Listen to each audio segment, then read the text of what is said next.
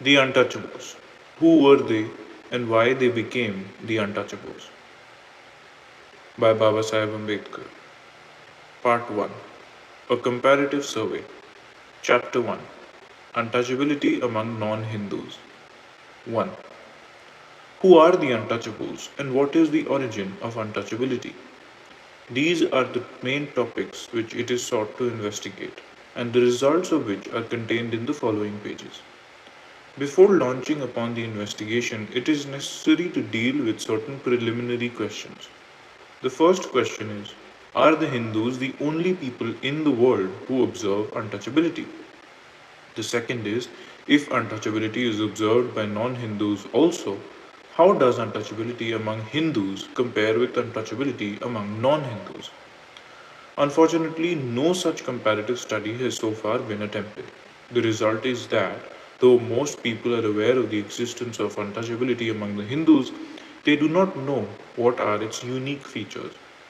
A definite idea of its unique and distinguishing features is, however, essential not merely for a real understanding of the position of the untouchables, but also as the best means of emphasizing the need of investigating into their origin.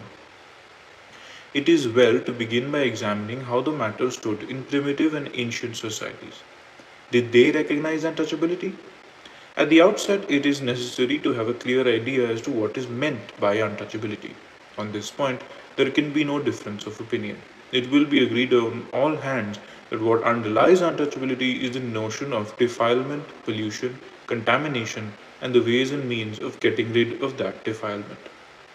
Examining the social life of primitive society in order to find out whether or not it recognized untouchability in the sense mentioned above, there can be no doubt that primitive society not only did believe in the notion of defilement, but the belief had given rise to a live system of well defined body of rites and rituals.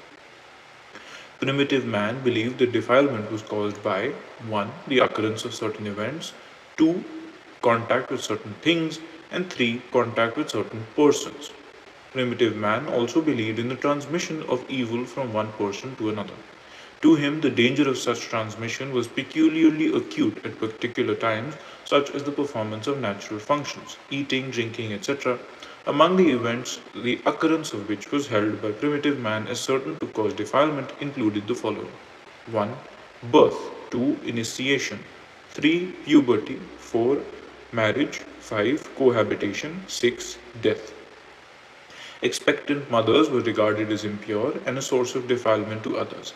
The impurity of the mother extended to the child also. Initiation and puberty are stages which mark the introduction of the male and the female to full sexual and social life. They were required to observe seclusion, a special diet, frequent ablutions, use of pigment for the body, and bodily mutilations such as circumcision. Among the American tribes, not only did the initiates observe a special dietary, but also took an emetic at regular intervals.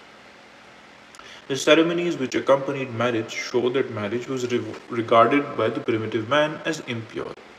In some cases, the bride was required to undergo intercourse by men of the tribe, as in Australia, or by of the grooms, as among the East African tribes.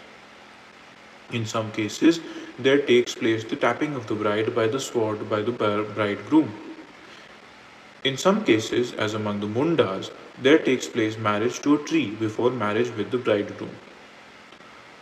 All these marriage observances are intended to neutralize and prepare the individual against the impurity of marriage. To the primitive man, the worst form of pollution was death. Not only the corpse, but the possession of the belongings of the deceased were regarded as infected with pollution. The widespread custom of placing implements, weapons, etc. in the grave along with the corpse indicates that their use by others was regarded as dangerous and unlucky. Turning to pollution arising out of contact with objects.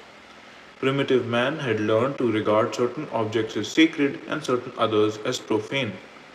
For a person to touch the sacred was to contaminate the sacred and to cause pollution to it. A most striking example of the separation of the sacred and the profane in primitive society is to be found among the Todas, the whole of whose elaborate ritual, and it would not be too much to say, the whole basis of whose social organization is directed towards securing the ceremonial purity of the sacred herds, the sacred dairy, and the vessels and the milk, and of those whose duty is to perform connected rites and rituals. In the dairy, the sacred vessels are always kept in a separate room, and the milk reaches them only by transfer to and from an intermediate vessel kept in another room. The dairyman, who is also the priest, is admitted to office only after an elaborate ordination, which in effect is a purification. He is thereby removed from the rank of ordinary men to a state of fitness for sacred office. His conduct is governed by regulations such as those which permit him to sleep in the village and only at certain times, or that which entails that a dairyman who attends a funeral should cease from that time to perform his sacred function. It has therefore been conjectured that the aim of much of the ritual is to avert the dangers of profanation and prepare or neutralize the sacred substance for consumption by those who are themselves unclean. The notion of the sacred was not necessarily confined to objects. There was certain classes of men who were sacred. For a person to touch them was to cause pollution. Among the Polynesians, the taboo character of a chief is violated by the touch of an inferior, although in this case the danger falls upon the inferior. On the other hand, in Efate, the sacred man who comes into contact with Namin ceremonial uncleanliness destroys his sacredness. In Uganda, before building a temple, the men were given 4 days in which to purify themselves. On the other hand, the chief and his belongings are very often regarded as sacred and therefore as dangerous to others of an inferior rank. In the island of Tonga, anyone who touches a chief contacted taboo. It was removed by touching the sole of the foot of a superior chief. The sacred quality of the chief in Malaya Peninsula also resided in the royal regalia, and anyone touching it was invited with serious illness or death. Contact with strange people was also regarded as a source of untouchability by the primitive man. Among the Bathonga, a tribe in South Africa, it is believed that those who travel outside their own country are peculiarly open to danger from the influence of foreign spirits and, in particular, from demonic possession. Strangers are taboo because worshipping strange gods, they bring strange influence with them. They are therefore fumigated or purified in some other way.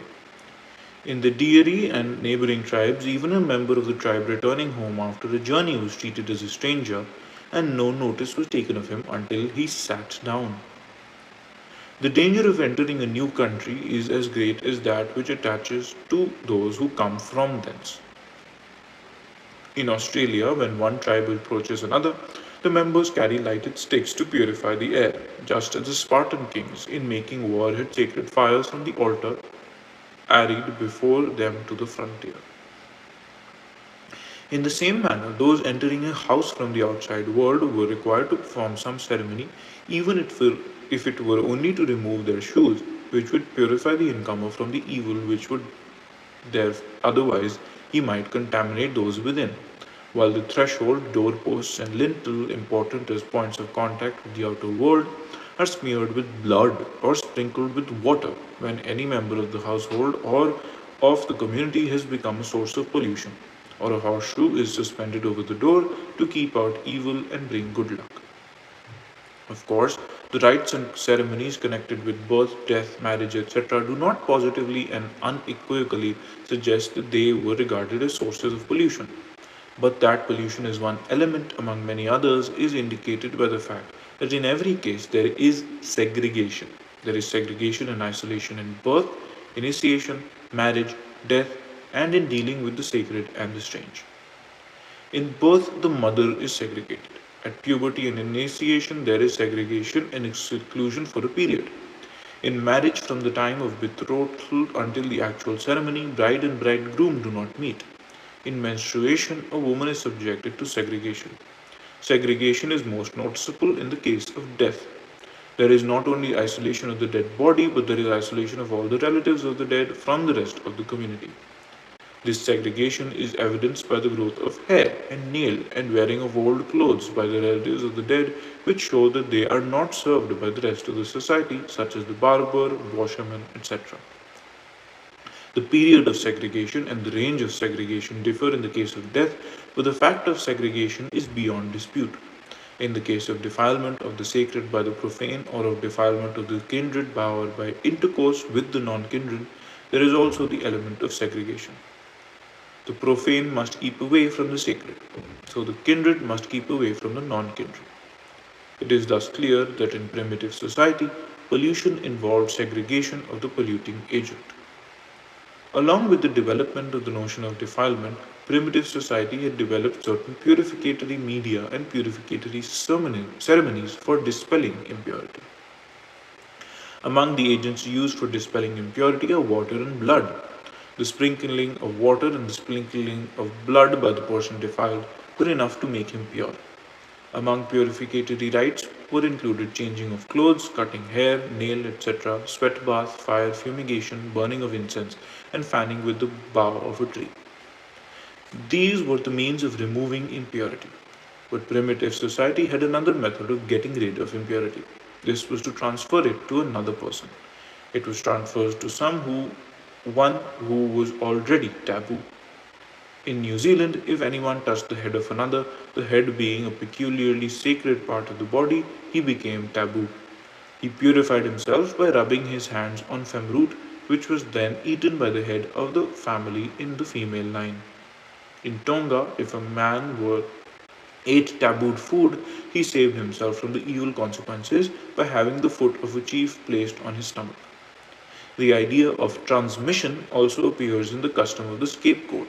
In Fiji, a tabooed person wiped his hands on a pig, which became sacred to the chief, while in Uganda, at the end of the period of mourning for a king, a scapegoat, along with a cow, a goat, a dog, a fowl, and the dust and fire from the king's house, were conveyed to the Bunyoro frontier, and there the animals were maimed and left to die. This practice was held to remove all uncleanliness from the king and the queen. Such are the facts relating to the notion of pollution as it prevailed in primitive society. The end.